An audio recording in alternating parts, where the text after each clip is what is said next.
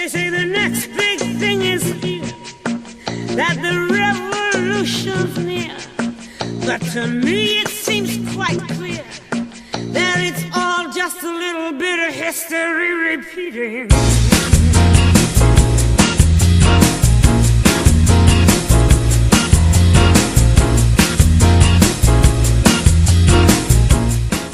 Hello, America, and welcome to The Tip, only here at AgendaTruth.com, where the truth is our only agenda.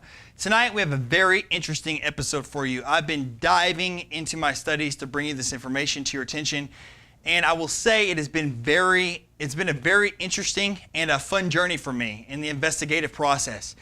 It was also a challenge to take my findings and compile them here for you in a concise manner and still maintain the importance of the validity of the information, but not turn this into an hour-and-a-half episode. So if you can, I would like you to take the information I shared tonight and do some of your own research, because I'm going to tell you, it's very interesting to look at this stuff. Once you open up one door, it opens the door to other doors, and you start seeing similar characteristics. But look, first, I am not a fortune teller or a psychic. Look, if I were, I would not be here on this show. I would be at the horse track, okay?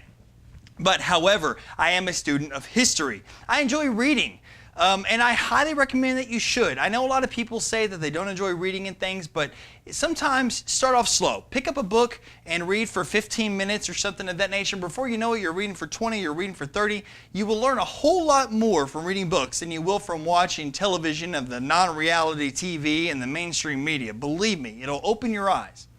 I enjoy learning about how things were back when, and what trials were our people facing, and what decisions and directions did they take, and what were the results of those decisions. When you study history, you can see what is happening, and it helps you prepare for the future. When I was in the military, an acquaintance on the ship by the name of Daniel Margies. Hi Daniel, how are you? I'm going to let you know that I said your name on the show so you can check it out. His name was Dan Margies. He's a friend of mine. We worked in the galley together. But he let me borrow a book one time. It was called The Art of War. It was written by Sun Tzu. I'm sure many of you have heard of this book before. So one of the things instructed by Sun Tzu is to know your enemy. That is why I often read more books that offer the presentations and beliefs that are opposite of mine. I learn of my enemy in that manner and of their tactics. By knowing my enemy and by studying history, I am able to anticipate what is to come, and I'm able to prepare and not be completely caught off guard. As Sun Tzu would teach in The Art of War, the best element is the element of surprise. Being prepared takes that element away from your enemy, okay? So, I say this a lot, the history is repeating. We see a lot of people on television and other sources and history professors and stuff, history is repeating. As you study history, you begin to notice strikingly similar situations and outcomes throughout history from one society to the next. Why is that? Is it because people become complacent, caught up in the moment, care nothing of the past? Possibly. He who does not know his past is bound to repeat it. Therefore, if you want to change your future or change the future of your country or anything, you must know your past so that you don't repeat it. There are religions, scientists, philosophers, and others who view life as a circular repeating pattern in conjunction of repeating characteristics in perpetual infinity, as if by some cosmic alignment of perfection never ending. Boy, was that a mouthful. In actuality, history does not repeat identically per se. But I think famous writer Mark Twain explained it best when he stated, "History does not repeat itself, but it does rhyme." There's no metaphysics. Reoccurrences take place due to the ascertainable circumstances of the chain of causality.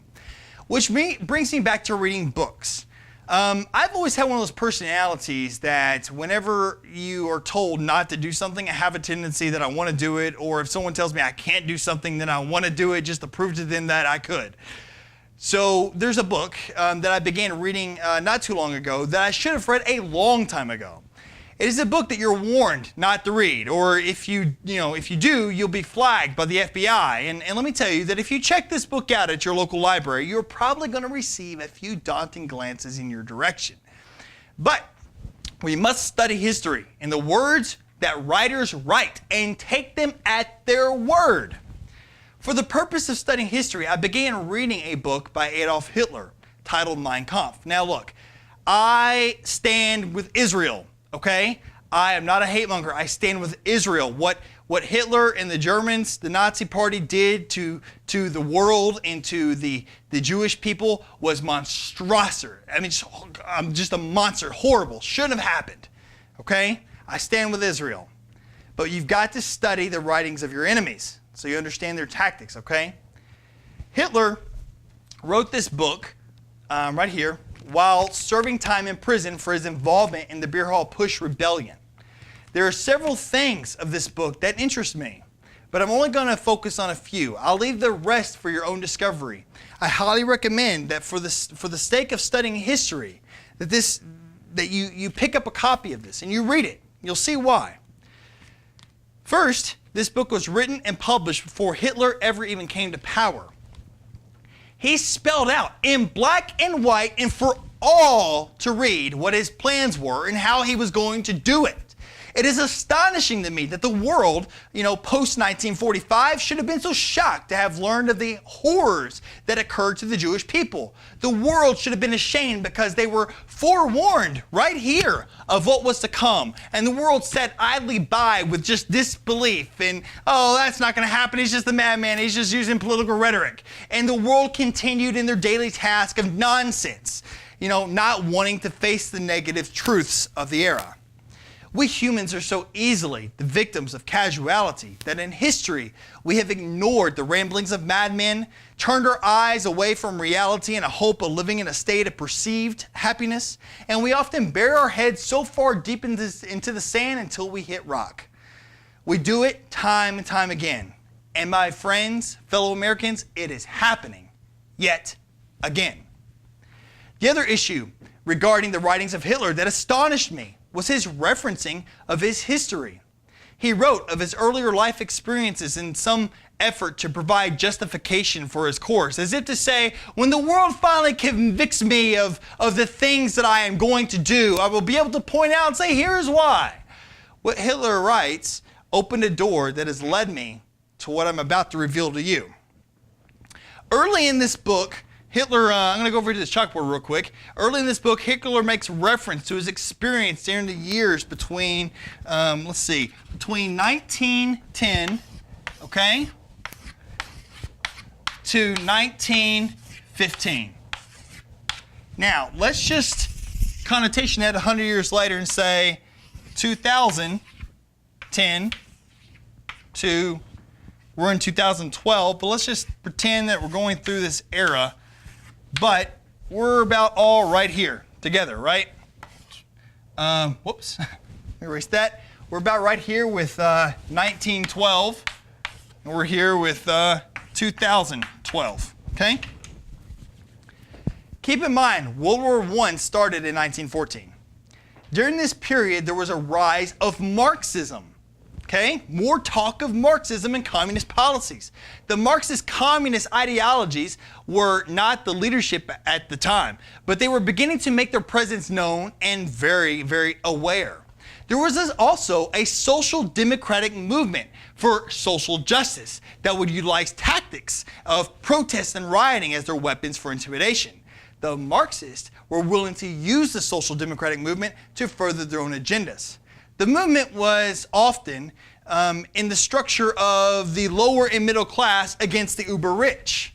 It was exactly the same play as the 99% versus the 1%, which is interesting. Have we not seen a rise in Marxism and communist ideologies in this era? Have we not seen a social democratic movement rising up, advocating for social justice, progressive taxation, and a war between those impoverished or the middle and lower classes against the upper classes, the 1%? Is history rhyming here or repeating? Hitler often writes of the uber-rich questioning why the society of time was full of immorality and individuals without any patriotism to the fatherland. Then he states that it is from the buckets full of poison that is dumped upon society from the filth in movies, the filth on radio, foul language and trash, the filth in the yellow papers, and the filth in the magazines. Is it any wonder then why there is a mass immorality and no sense of devotion to the country? Is it similar today? He writes, it's here in America. We have trashy movies, trash on the radio. We have pornographic magazines right in front of where you're paying for your gas at the local convenience store. He writes of a time when children would care less of their homework and the parents would rather degrade the school and the teacher in front of the children rather than take their child over their knee and teach them a good lesson. He writes that the uber rich will do too little too late to stop the social democratic movement against them, and that just makes the Marxists, the happier. Does any of this sound familiar? Do we not recognize the immorality of our own society with filth laced in every corner of sight, from the movies and television shows to internet pornography, magazines, books, promoting adultery, radio with language that would make Larry Flint blush? Nude magazines on the front racks in plain sight at the cash counters of gas stations you and your children see while simply trying to pay for the gasoline, more than likely made from oil imported from a country full of people set on killing each and every one of us.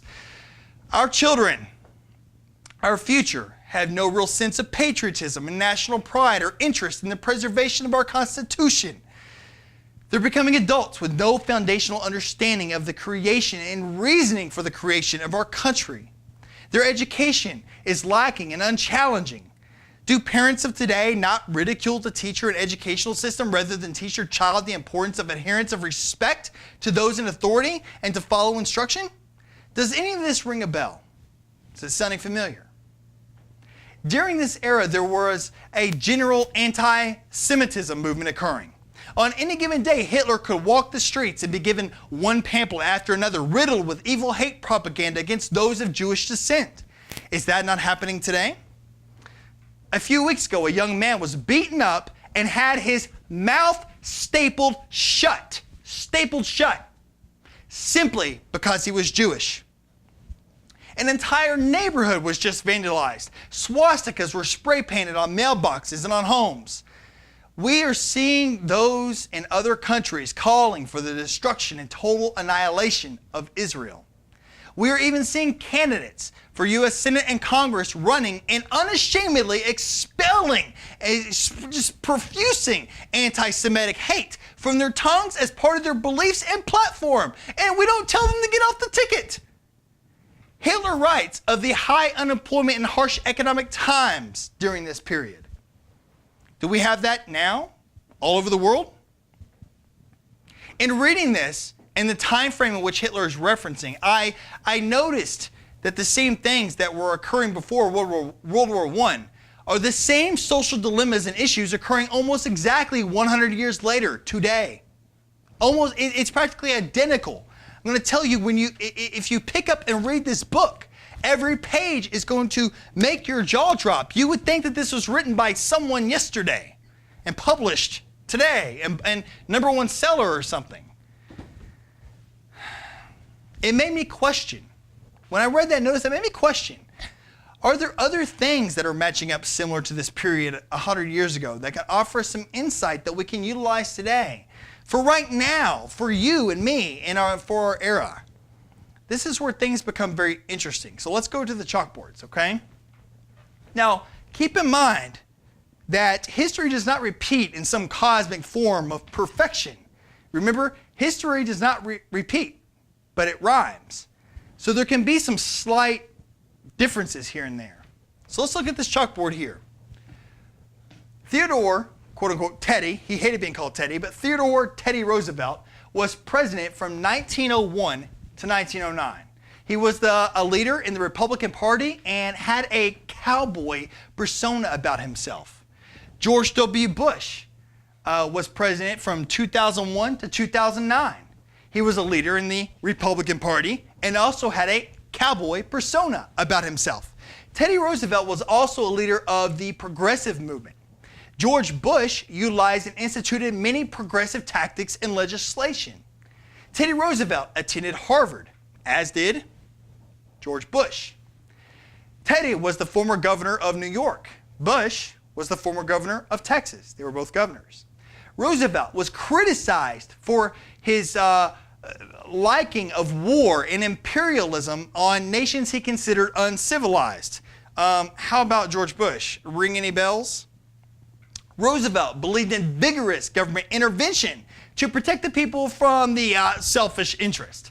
Wow, I love that government intervention, right? George Bush participated in vigorous government intervention to protect the people. I like how they take away our rights and our liberties in the name of protection. Ben Franklin, he who gives away his freedom and liberty for security deserves neither and will lose both. George Bush, he said that we have to abandon the free market system to save the free market system. That's the dumbest thing I've ever heard in my life. Interestingly, now this is very interestingly, catch this, okay? There was right about this time here, there was a financial collapse in 1907. It was called the Panic of 1907. The stock market lost 50% of its value. Banks were closing down because as depositors ran on the banks to withdraw their funds, the banks did not have enough cash on hand because of the fractional reserve banking system policy that was in place. That's the exact same policy that we have in place to this day. Bankers such as J.P. Morgan and the Rockefellers personally vouched and put up their own money to rescue the financial system. They bailed out the system, which paved the way for the creation of the Federal Reserve Act of 1913 and created the Federal Reserve. Ironically, 100 years later, 2007 and going into 2008, we had a market crash in which the stock market lost nearly 50% of its value, and the Federal Reserve was utilized to bail out the system. The Federal Reserve, the very entity created by bankers such as J.P. Morgan and the Rockefellers on J.P. Morgan's island called Jekyll Island, is history rhyming. Now, President Roosevelt here was succeeded as president by his hand-picked candidate, William Taft, who served from 1909 to 1913. Now look, Taft, here's the issue. Taft was not progressive enough for Teddy Roosevelt. So during the re-election campaign of Taft versus Woodrow Wilson, when Woodrow Wilson was running against Taft, okay, Teddy Roosevelt created a third party. It was the Progressive Party. It was also called the Bull Moose Party. Because of the split of a three-way race, okay, President Woodrow Wilson here won significantly. Now, here's where things get very, very interesting, okay? Because President Wilson is, here's why it's interesting. This gentleman was not progressive enough for Teddy Roosevelt, so he creates a third party to split the vote in his re-election bid, and Woodrow Wilson wins by practically a landslide. Now, guess what? This guy right here, President Woodrow Wilson, he's considered one of the most progressive presidents in history. Or is it really Republicans and Democrats trying to control, or is it a progressive agenda? Now, President Woodrow Wilson, he served as president from 1913 to 1921. He was governor of New Jersey. He was a leader of the progressive movement and also a leader of the Democratic Party. Now, down here in 2009, in the conjunction of when Taft would be, we get President Obama from 2009 to present. Now remember, history doesn't repeat in a perfect formation, but it does rhyme, okay? So, that being said, President Obama has served as president from 2009 to present. He has arguably been the most progressive agenda president since Woodrow Wilson, okay? From the countless progressive policies he has instituted, primarily by executive order. Now, President Obama is also a leader of the Democratic Party. Woodrow Wilson defeated Republican incumbent William Taft, who was also a member of the Progressive Party, but wasn't progressive enough, okay? President Obama defeated Republican candidate Senator John McCain, who is very much considered a progressive. In President Wilson's first term, he persuaded a Democratic Congress majority to pass major progressive reforms, as did President Obama, with a Democratic-controlled House and Senate. President Wilson, guess what he won while being president? He won a Nobel Peace Prize. Guess who else did? President Obama won a Nobel Peace Prize.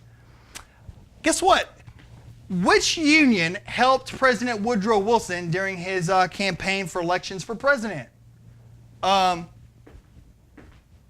AFL, which was one of the major unions besides SEIU that helped President Obama win his election. AFL-CIO. AFL is the same AFL that helped President Woodrow Wilson. Later on, AFL joined with another union and they combined and became AFL-CIO. The exact same unions helped both these presidents. Wilson viewed the U.S. Constitution as a pre-modern, practically useless, and cumbersome to the government. President Obama views the Constitution as a burden and a charter of negative liberties. They're both fine with violating your constitutional rights. Woodrow Wilson was pushed along the Sedition Act. If you spoke out against the government, guess what? The government would come by, throw a black bag over your head, and throw you in jail. There were numerous American citizens that were jailed for speaking and criticizing the federal government. Let's see. President Obama signs the NDAA, which allows for the indefinite detention of U.S. citizens violating the right of habeas corpus without trial or charge. And at the same time, we see President Obama doing all kinds of things that violate your Constitution. And there's things that are coming out that if you speak out against the government, if you're pro-life, and the list can go on, then you're constituted as a terrorist. We're starting to see those types of studies coming from DHS. Now, President Woodrow Wilson helped create the League of Nations. After World War I, the League of Nations was created to prevent another world war from ever happening, to create a peaceful world, okay? And President Woodrow Wilson constantly fought with the Republicans who were angry over Wilson giving power to the League of Nations to force the U.S. into war. Now, President Obama has also allowed the United Nations to tell the U.S. how it will engage in war. We'll show a video clip of Leon Panetta saying that we got to get UN permission before we can do things. Panetta said it wouldn't make sense for the U.S. to act unilaterally, but he set off a firestorm when he said the U.S. would want international permission, but might not seek congressional approval for military action. Our goal would be to seek international permission, and we would come to the Congress and inform you. I'm almost breathless about that, because what I heard you say is we're going to seek international approval, and they will come and tell the Congress what we might do, and we might seek congressional approval.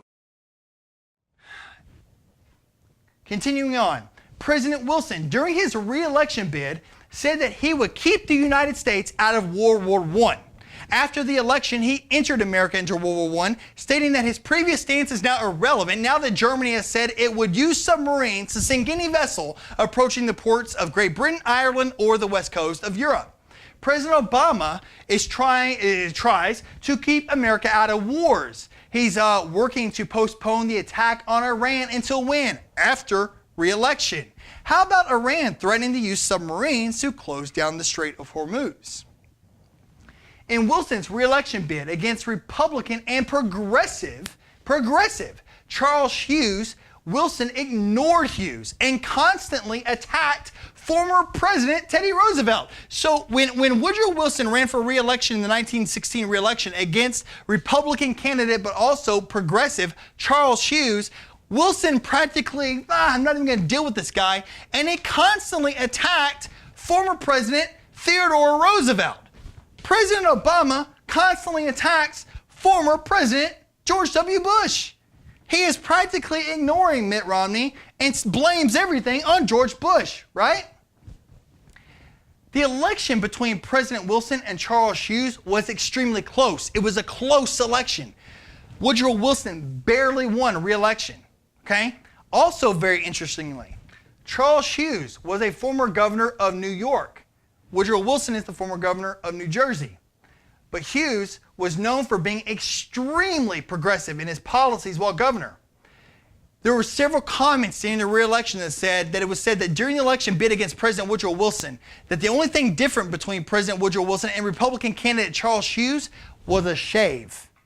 In other words, when it comes to policy, for the American people, they were exactly the same. Kind of reminds me of the current situation between President Obama and candidate Mitt Romney. Mitt Romney, as governor, was extremely progressive, instigated Romney Care. And between Mitt Romney and Obama, we have practically the same candidates. They both shaved, though. History is repeating. Now, what happens here, people, that bothers me is the extreme similarities to that board from 100 years ago. There's slight differences. I mean, of course there is. History does not repeat exactly together, but it does rhyme, right? After World War I, the League of Nations was created, and its purpose was to prevent another world war. We had further economic collapses. We had runs on banks. We had hyperinflation of currency. The Federal Reserve announced last Wednesday that they were going to do QE, forget QE3, they're going to do QE infinity. We're just going to inject $40 billion into the economy every single month until we decide to stop. Wow, I see inflation coming. Your gas prices and food prices are going to rise. What happened in Germany during the Weimar Republic? Did that not happen? People would burn their money to heat their homes because it was less valuable than the wood. People will go to the grocery store with a wheelbarrow full of cash just to buy milk and bread. After that, what did this whole situation bring us? It brought us Adolf Hitler. It brought us another Hitler. It brought us another World War, World War II. The League of Nations failed. After World War II, what was created? The United Nations. So I'm going to make a prediction here, people. I'm going to go out on a limb, okay? And you can call me crazy for this, and I hope I'm wrong. I hope I'm wrong. But I'm going to go on a limb here. Here's what I see coming. I see that unless we do something different, unless we change the course of action today and do not follow in the same footsteps as 100 years ago, if we do nothing, I predict that President Obama is going to win re-election by a very close margin against Republican candidate Mitt Romney. I predict that if we change nothing, right after that election, we're going to enter into World War III. With the Mideast, Russia will be involved, China possibly, Russia more than likely, Syria will be involved, Israel will be involved. It'll be World War III. But I do not believe that's going to be the quote-unquote end of the world, okay? I'm a Christian. I'm a Baptist. I'm a front pew Baptist, not a back pew Baptist. So I'm going to have a little bit of a biased slant here from the Christianity point of view.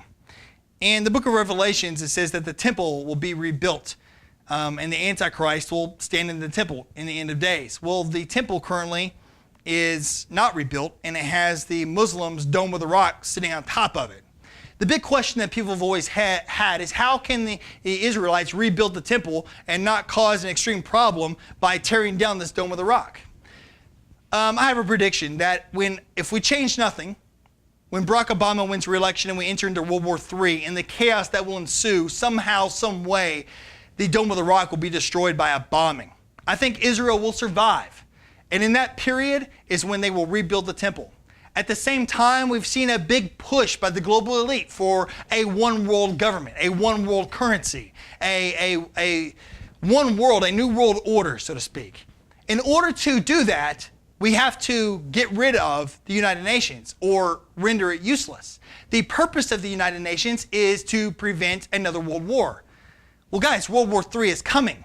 So after this World War III, that gives when it's all said and done and over with, that gives the justification to disband the United Nations and say, okay, that didn't work either. Now to create world peace and prevent war from ever happening, we need a one world government. I think we have a few years left before. We got some time. But if we do not change history, if we do the same things today as we did in the past, I can tell you World War III is coming. It will lead to World War IV. We will have extreme economic collapse. We will have hyperinflation. We will see anti-Semitism, only this time it won't just be against the Jews, it'll be against Jews and Christians. We will see a time that we do not want to fall into.